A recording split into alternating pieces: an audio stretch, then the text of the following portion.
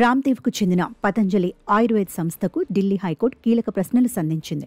తమ చ్యవన్ప్రాష్ మాత్రమే అసలైందని, మార్కెట్లోని ఇతర కంపెనీల ఉత్పత్తులన్నీ మోసమని ప్రచారం చేయడంపై తీవ్ర అభ్యంతరం వ్యక్తం చేసింది. ఆయుర్వేద ఉత్పత్తుల సంస్థ డాబర్ ఇండియా దాఖలు చేసిన పిటిషన్ విచారణ సందర్భంగా కోర్టు ఈ వ్యాఖ్యలు చేసింది.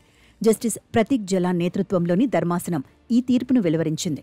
పతంజలి చేసిన వ్యాఖ్యలు గీతవాక్కు లాంటివిగా ఉంటాయని ప్రజలు విశ్వసిస్తారని, అందువల్ల ఈ ప్రకటనలు మరింత నమ్మశక్యం కాని విధంగా, నమ్మకద్రోహం చేసే విధంగా ఉన్నాయని కోర్టు వ్యాఖ్యానించింది.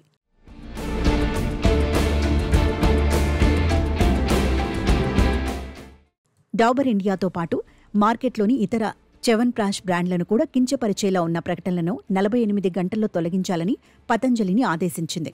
ప్రకటనల విషయంలో పాటించాల్సిన నైతిక విలువలు, వాణిజ్యపరమైన హద్దులను పతంజలి ఉల్లంఘించిందని కోర్టు స్పష్టం చేసింది. దీంతో పాటు భవిష్యత్తులో కూడా ఇటువంటి ప్రతికూల, అవాస్తవ ప్రచారం చేయకుండా జాగ్రత్త వహించాలని పతంజలికి గట్టి హెచ్చరిక చేసింది.